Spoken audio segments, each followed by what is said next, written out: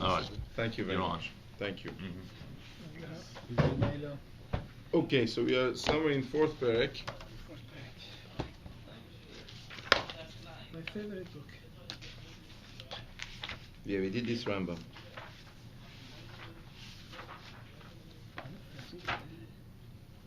ببخشید این پرسونال میشه استفاده کرد؟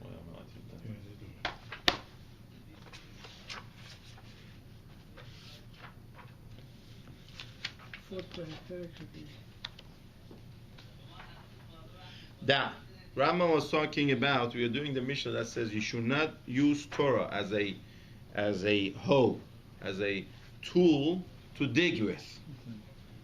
You should not make your own personal need with Torah. Right. Yes. Rambam says I didn't want to talk about it. We talked about it last week. He says, then I changed my mind. It's Mishnah. It's Perek Dalet Mishnah. Da. שזה שאמר שלא תעשה התורה קרדום נחפור בו, this that says you cannot make Torah into a hoe to dig with, כלומר אל תחשבו כלי לחיות בו. Do not use it as a tool of לחיות בו, as a career. That's right. ובאר ואמר, so it's explained to say כי כל מי שיענה בעולם הזה בכבוד התורה, anybody who makes personal use of kavod Torah, notel chayav min haolam. Chas v'shalom, he's guilty and he's giving up on his own life. Perush mechayei haolam haba. Now when he says life, is chayei haolam haba. We have Mishnah He in explanation of Rambam. Perek Dalet Mishnah He. So mitchayei benafsho means he gives up his olam haba. והתאוותו בני אדם בזה הלשון הנגלה וישלחנו אחרי גבם וניטלו פשוטי הדברים שלא יבינום ואני אפרשם. So he says a lot of people made mistake and they're not clear about this, and I will explain it again. I did say Rambam's view we're going to see is what we are about to see is a minority opinion. It's that Yachid. It's only his own opinion. Others disagree with him. Not to the concept.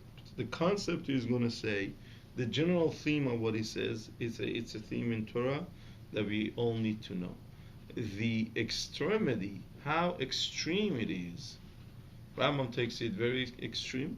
He feels it is a very serious thing that one needs to be exact about very much. Others draw the line somewhere not as extreme as him was. Again, so it's a question in the level.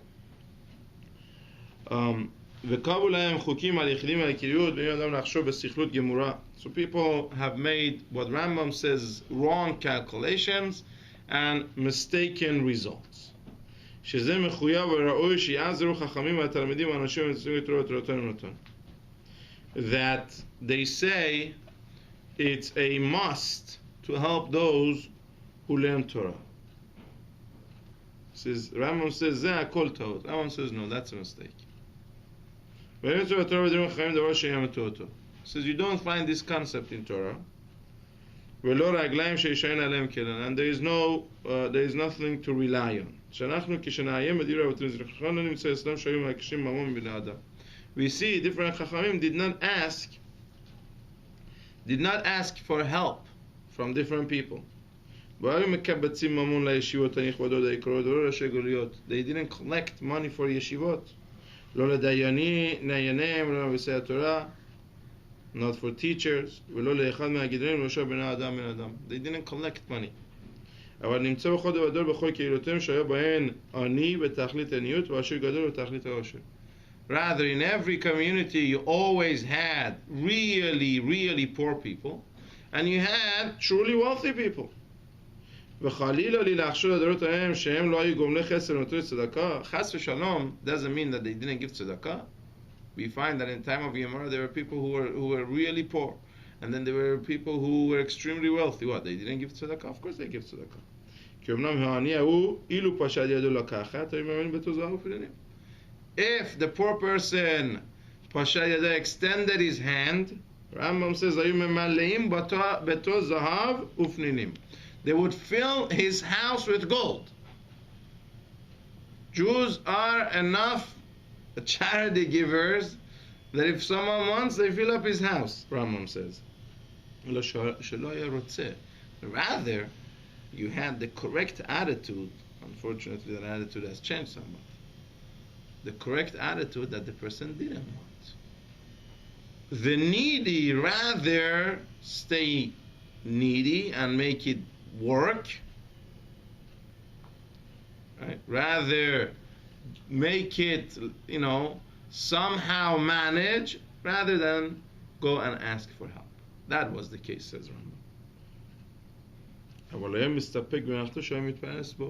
They would suffice with whatever they were able to do. If they could manage, if they couldn't, they would do it with difficulty. And they really didn't care about what other people had. They made do with what they had. Because Torah, the truth of Torah, holds us back from relying on another. Of course, everybody has a threshold when they go and ask for help, but in general, we say every day in Birkat HaMazon that we should not be put in a position to have to ask. As much as possible, one has to make do. That's the concept that Torah teaches us. So Rambam says the reality of Torah's mandate was such that people didn't. And I want to give another example here. I usually give this example, so you may have heard it from me in another setting. But just to tell you what type of a world was that Rambam is describing and where the world is now. I'm telling you, sometimes you would think it's not the same planet. We have a concept in Torah called Shemitah. Next year is Shemitah. Oh, wow. Next year is Shemitah. So the concept of Shemitah says what? That somebody owes you money and Shemitah passed. The whole Shemitah year came, and before Shemitah, during Shemitah, he didn't pay. The day Shemitah is over, that means as soon as the Rosh Hashanah after Shemitah comes, what happens to that loan? Nullified. No, Wrong. No, I mean, unless you're talking about the loan is not null and void. What is it? What does Shemitah say? It is not forgiven. He has a choice to forgive. He doesn't have a choice. He doesn't have a choice. He cannot demand it. He cannot go ask for his money back. The loan is outstanding. Meaning, the borrower has his obligations still. Anybody that doesn't pay, en ruach chachamim nochemenu. Is that Avera not to pay? Yeah, en ruach chachamim. Torah says. Torah says what? Torah talks to the lender. Mr. Lender, give him relief. Now, let me explain this better. In American law, we have two types of bankruptcy, Chapter 7 and Chapter 11. You know the difference? No. Okay. Baruch Chapter... Baruch Hashem. Baruch Hashem. That's true. Now, chapter, when somebody, when an entity, a private person has shown, or a corporation goes to the court and asks for bankruptcy protection, that means I owe more than my worth. I cannot pay. So therefore, they ask the court for protection. So there are two ways. The court will look at the finances. They could decide one of the two things. They could decide there is so much debt over here, there is no hope for this guy. So they say, okay, we'll take your assets and we'll divide it to your creditors. And they'll decide because he may owe $500,000 and all his assets come up to $200,000, So they will get 40 cents per dollar, in my scenario. They'll wait for all the creditors to give in, and everything they have to do. That's chapter credit. 7? That's chapter 7. Chapter 7 means the business goes out of business, is bankrupt. Chapter 11 is where they provide protection, which basically the court sort of says something that should have, all the creditors collectively should have said, but usually they wouldn't. They said, look, if we give you time, you're able to get out of this mess. You see, a company, there is still potential for you to make money. It's just that you've got into a position, either because of whatever, or because of mismanagement, or because of, you've got into a position that at this time you cannot pay your debt and pay the interest on it and all that, and keep your head above water. So the chapter 11 protection says nobody gets paid yet. Everything is delayed, so this company could get back on its feet, and then they will have to pay slowly. Yeah, that's chapter 11. That's chapter 11. That's chapter 11. Chapter 11 is just delayed. Moratorium. Okay? As far as Torah is concerned, there is no chapter 7. 11. There is chapter 11. Now here is the beauty of it. We have no concept. We have no inkling the society that, you know, Moshe and Shlomo HaMelech and David HaMelech, or even Tanoim, the society that they had. It's voluntarily chapter 11. You don't go ask him. If Shemitah came, that means this guy is going into trouble. Give him time. Give him time, let him come himself and pay. You could never ask him. But Torah says now go back to the Pesukim of Shemitah and read the Pesukim. You'll see it never says the debt is null. It never says the debt is forgiven. It never says don't pay. It says it's talking to the lender. You lender, creditor, just as over here in America the court may say chapter 11. You have no right to send bills till we tell you to. So Torah says no right to sell bills, no right to sell summons. You have no right. Let him come of his own free will and violation and pay you. Let him pay you. Now, you do realize Chapter 11 plus. it's voluntary, chapter 11. Plus, it's 11 voluntary. Plus, yeah. It's voluntary. Now imagine our world. Limited chapter. Imagine our world, our society. You give people such a right. Who would come and pay on their own? Now, you need a society that thinks to themselves, what? I'm going to keep someone else's money and give up my olam haba? Give up a part of my olam haba? Well, what kind of nonsense? All the money in one's possession one would give, if somebody is sick, he's willing to give all his money to live a little bit longer. And olam haba is not a question of long, it's a question of eternity. So if one has that vision, yeah, what? I'm gonna keep this money because he can't take you to court. He can't send me summons. He can't send me a bill. I'm gonna keep the money, and then in the world to come, I'm gonna have to face him. Who thinks this? The Jewish people thought that way for 2,000 years. That's right. For 2,000 years, this system worked. The system of Shemitah worked for 2,000 years till the time of Hillel. To the time of Hillel saw people started to abuse the system. Now, what are we talking about? Starting in the time of Hillel, started to abuse. That means what? 2%, not more than 3%. Now, 3% already is considered an epidemic.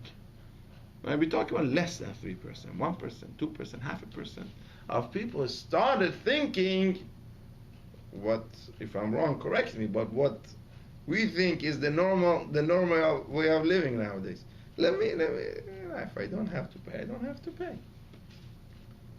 So this is the society that Torah, you know, we are reading about right now in Chumash about the 40 years and this whole thing, and starting we just read about accepting the Torah and building the Mishkan. That was the society. Midbar was our womb, if you will. The Jewish nation, as a nation, Midbar was our gestation period. That 40 years that we had Moshe, and we had that type of relationship with Hashem and Mishkan and Anei Kavod and all that. It was our gestation. That's what Hashem created. It's, we just see a physical world. We literally see wood and tiles, and this is our world. Yeah. They lived a different world. Yes. Different world. So Rambam says it wasn't that. Not everybody took tzedakah. Most people, the way Rambam says, it didn't take tzedakah. It's not a question of were they needy? Of course they were needy. They were needy people also. But a lot of people preferred not to accept gifts, not to accept tzedakah. Now, it just, I don't know if we could live like that. Of course not. Everybody takes advantage. Everybody takes advantage of you. Everybody takes advantage of you. I talked about the time of Shoftim, right? For 400 years. I said that, Morris? 400 years. The beginning, when the Jews came to Eretz Israel, for 400 years they had no government. Not only the system didn't collapse, not only it wasn't total chaos, they built and developed the country. They created Eretz Israel. The first 400 years, and if it was later, then it wouldn't be such a big accomplishment. The first 400 years. What was the secret? What was the secret? That's the first Shoftim, right? We had a period of Shoftim. We have every day, by the way, what I'm saying, we say it in Tefillah every day. Hashiva shoftenu kivarishona v'yasenu kivatachila. We ask for the Shoftim from the time of Moshe till the time of Shemuel. We had no government. We had no government. We just had Shofet. Now, what's the difference between Shofet and a Melech? What's the difference, Maurice? Shofet and Melech. Melech is given authority. Right? Shofet is a judge. Shofet is a judge, meaning what? Meaning he didn't have, a judge for a court to work. They needed to have a sheriff department. The judge says this is what needs to be done. The sheriff will enforce it. But they had only Shoftim. They had no enforcers. They had no army. A king has an army, has a police force. You do this or else. They enforce the laws. Yeah. Shofet is all voluntarily. The Shofet is sitting there. We go to the Shofet. Kevod Shofet. What is the right thing to do here? And he tells you. Every day in Tefillah we say Hashiva Shoftenu Kivarishona. We want to get to that level that we have such Shoftim, such leaders, and we ourselves are such that we don't need a policeman. We don't need a policeman it's it's a different universe. It's a different. Okay, so what is the secret? The secret is the very last pasuk of Sefer Shoftim. You remember the last pasuk of Sefer Shoftim? Bayamim haem en melech beIsrael. Those days, those 400 years, there was no king, there was no government, there was no army, there was no police force. Okay? They were at a high level. Okay. I haven't said the rest of the pasuk yet. So how did they survive? Kol ish hayashar be'enav yaseh. They didn't only do what is right, they did what is proper. Chaos. What chaos? What you think is the right thing to do? I think the right thing to do to pass this red light. But they had shofet also. They had a shofet. Right? But you have to do yashar. What is yashar? Not what could I get away with. What is yashar? You know what is yashar? According to Torah. Okay, so they had a shofet also. My heart. All right. So the point is that as we know, even now, even then, anybody that wants to fool himself could. But, just imagine, what does Yashar tell me? If my neighbor is handicapped, so when I want to park my car, I think to myself, you know what? I could park, there's only one parking spot left. I could park 2 blocks down, he can't, and I park like that. That's Yashar. If everybody thinks like that, you have a different society now. Do we live like this? Imagine what would happen if one day APD says, we are not going to give parking tickets to you. Right? I'm not talking about anybody else.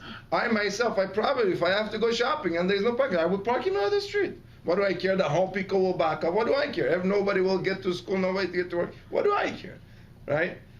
I need to do my shopping now. Now, we live in a society that thinks like that. We don't think, so what happens then? What happens? You know, we just complain about the rules and how come the parking is only for 1 hour. We never say, well, it's fair. Parking should be for 1 hour because, you know, it's a business district. So people come, shop, go. Parking should be reserved for those people, not somebody who wants to stay here for the whole day. We never think in those terms. We never think in the terms of what Pasuk calls Yashar, what is proper for another. We don't. We just. They had Navim. They had literally, tens of thousands of Navim at any given time. Now there was 1 or 2 Navi who were those that had national missions. But as the Gemara says the total number of Navim within Jewish nation in history was 1.2 million. 1-2%. What do you mean 1.2? On the other hand, we know this is only 55. We had 48 men prophets and 7 women. So 55. One list tells me 55. The other one tells you 1.2 million. So you explains there were 55. They were given national missions, and because more than national and everlasting, their prophecy was written down, which is what we have Nevi'im, that has everlasting message. Their messages are timeless. Right now I could learn it and it tells me how to live my life. The other ones, not necessarily, or it was either repetition, or it was for the situation at hand, or for the personal moment of those people around, what they needed to hear. So during the 900 years, during the 900 years that there was prophecy, 892 exactly, during the 890 years or so that there was prophecy, so during that time there were 1.2 million prophets altogether. So out of how many Jews? Look, at the time of Churban, there were 30 million Jews in Eretz Yisrael. 30 million? 30 million. 30 million? Wow. First temple? Yeah. Wow. Not that much. 5 times more than now. No, In Eretz Yisrael. 5 times more than in Eretz Yisrael. In Israel. In Eretz Yisrael. There were no apartment buildings. There was nothing. Everything. Where did it fit? I told you this. Where What? did it fit? That's what I said. The first Churban? First Churban. I think so. I mean, second Churban we know that it was around them, but even by first Churban I think it was around the same. Josephus raised. I told you this one. Josephus raised. Pesach is coming up, so I could say it. Josephus raised. Josephus was one of the earliest history writers of the world. Non-Jew? Convert. Maybe he was a convert, this and that, whatever. He certainly was not for the Jews, if I could say. He's written very. He was taken by the Roman. No, he was really pro-Roman culture and pro-Roman soldiers. Can we trust his writing? He wrote history, so you could trust the facts. For a better pasture. That's right. The history is written. Yeah. So he came to Yerushalayim to write about the Jews and their temple. Yes, it's part of his history book. Part of his history book is the Jews. That's one of the sections. So he knew, or he was lucky. He's there Erev Pesach, standing by the door of Bet HaMikdash. So he says, I stood there and I counted people going in, within every minute how many people, and I make the calculations. And that day, about 1 million sheep were slaughtered in Beit HaMikdash for Korban Pesach. For Korban 1 Pesach. million. 1 million. So I say two things. That's the non-Jewish source. That's the historical source. I say two things. First of all, he got it right. Because we know the population was about 25, 27 million then, population of Jews. And Gemara in Pesachim says, you learned it, En lecha korban Pesach, Dashen mesuyim alav 20 ad 30 ish. Every korban Pesach, 20 to 30 people shared in one korban. So he gives a figure of 1 million, and we know the population was about 27 million. He's right on the money, it seems. That's number one. Number two, you have to have this concept. Now you just learn, you're learning that for me, right? You have to know this in order to understand, number one, the halachot of korbanot and organization in Beit HaMikdash. Number two, if you think heavy, if you make a system, if you make an organization, everything is doable. How do you bring about 1 million korbanot? Well, open Gemara Pesachim. Now you understand. All the assembly line, and he says the blood that goes this direction may not come back that direction. You have to have a line this way. You have to have a line that way. It's a one way assembly line. Don't mix them up. All those procedures. Now you understand why. You have a line of Kohanim, one hands to the other. I don't know if you've ever been. I have been to a number of companies checking their cash status. Destroy the symbol line in a car. Right. See how it moves? Right. But it's amazing how, if you have an organization, how much few people could accomplish. How much, companies don't have, I don't know if Detroit is a big company, but don't have as many employees as you would think. They don't. Yeah, in Manhattan. I was in Manhattan one time, and I was walking down the street, and a traffic told me I was walking. She goes, "You're walking the wrong way." Very good. Walking the wrong way. Each sidewalk is there. Even on the white, no, because they made it for 4th of July that streets are one way for walkers also. Right. You can only walk that way. I said, my car is right here. She goes, you have to go around the block. Yeah. Manhattan is very Right. It's not a car. It just holds up. You don't know how every little thing, when it's multiplied, how much of a difference it makes.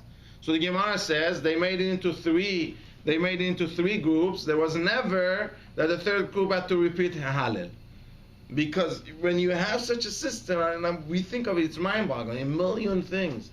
But if you go to one of these, money talks. If you go to one of these companies, go to one of the slaughterhouses.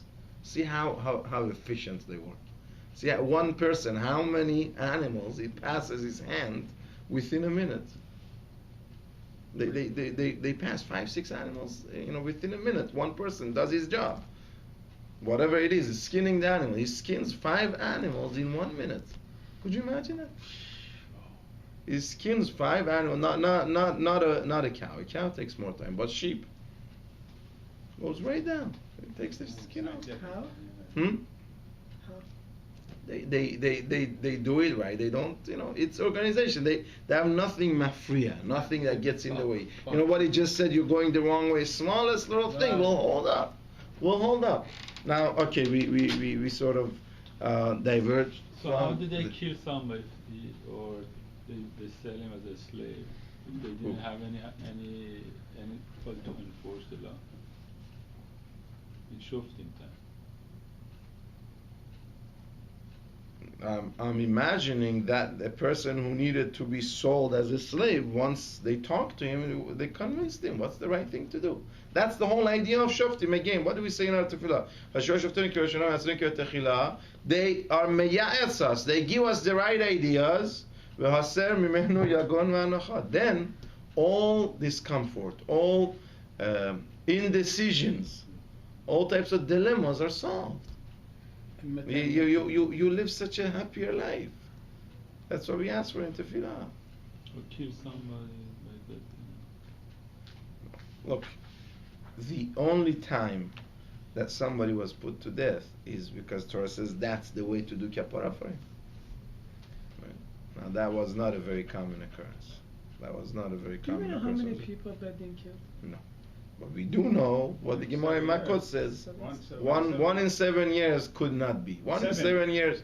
1 in 7 or 70, whatever. Let's go with 1 in 7. 1 in 7, there is something wrong with this court. This court is not doing its job properly. See, every Bedin has 2 jobs. Every Bedin has 2 jobs. One is to be shofet. One is to instruct the shotrim, the sheriffs, what to do. Number 1 is you educate the people what's right, what's wrong. Number 2, if the education doesn't work, you have the sheriff department to enforce the law.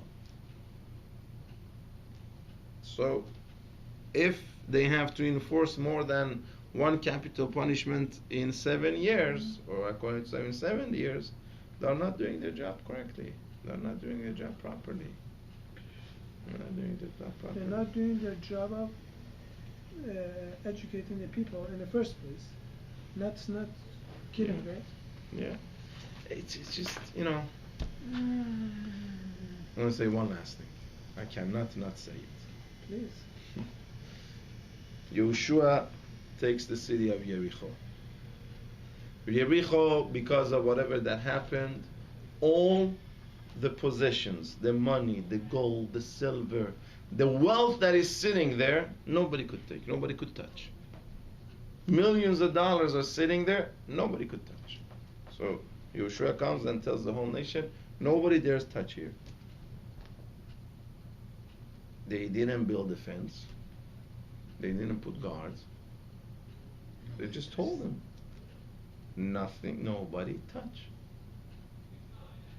So what happens? After a while, here you have a treasure is not even the right word for it. And a Fort Knox is sitting here. All the money is sitting. Nobody is guarding it. It's just that we told you it is not proper. It's not right. It will kill your spiritual side taking this money. Right? That's what it is. So after a while, one person goes and takes one thing. He takes something. One person. Yeah, Achan. Achan takes from Jericho? Ai. I'm sorry. I'm sorry. I apologize. City of Ai. Well, okay. Change the name, but the specifics I was right. Okay. So the wealth is sitting there. He goes and takes. So Hashem comes and says, Chat Israel. The whole Jewish nation is responsible. It is beneath who we should have been. We failed. The Jewish nation failed. One person. I'm sorry. Yehoshua goes to Hashem and says, why in this war I have 36 people who got killed? Every other war we were masliach. That's exactly right. Don't ask me, I can't tell Lashon Hara. You find out. That's right. So now. That's right. Now, I have one question before we end this class. I have one question. Let's imagine this was part of the history of Native Americans, or I don't know, Scandinavians. That's part of their history. They had a wealth sitting there, and they weren't supposed to touch it. And one person touched it. What would be here till now? See what a people we are of 2, maybe 3 million people. One person touched it. One, only one. It's nothing. Only one person dared to touch. What type of people we Scandinavians are? I don't want to pick a name because there's nothing against them. I'm not saying to put down anybody. I'm just saying where our expectations should be. At least we should imagine it. At least we should hope for it. What would they say? Believe me, now it's 3,000 years past this story. 3,000 years later, we would hear only one out of 2 million, only one. But where we should have been, where we really should aspire to, is that was a failure. That was a failure. We should aspire for not even one. If we had one, that was a failure. That's how we were taught. That's how We were raised. That's the power Torah has. Zero defect. Zero. That's the power Zero that tolerance. Torah has. Torah has to create us. Now, I'm sorry, we still haven't done Rambam. Let's not go out of there and corrupt Rambam. Rambam was talking about our own thing. Remember, that's the whole thing. Kol isha yashar beinav, let me do the right thing. Not go tell that, why aren't you doing it, why aren't you doing it, why aren't you giving me tzedakah, why aren't you? No. We're talking about the person doing the right thing. The person looking at the bigger picture. I myself, what? If I could pay back my loan, I shouldn't. So he doesn't remember, or he doesn't have the right to enforce it, or etc. No, the world is not that world anymore. Hillel saw a little bit of crack in the wall. He had to come up with a what? With a solution called pruzbul. It's a solution. It's not ideal. It's not ideal. Ideal is that you don't need pruzbul. Ideal is you don't need an army, you don't need a police force. Ideal is that I shouldn't need to lock my door at night. Why should I need to lock my door at night for someone not to come to my house? Right. That's the ideal thing. Right? That's the ideal thing. Okay, we shall continue with You mentioned something about the 40 years in a midbar.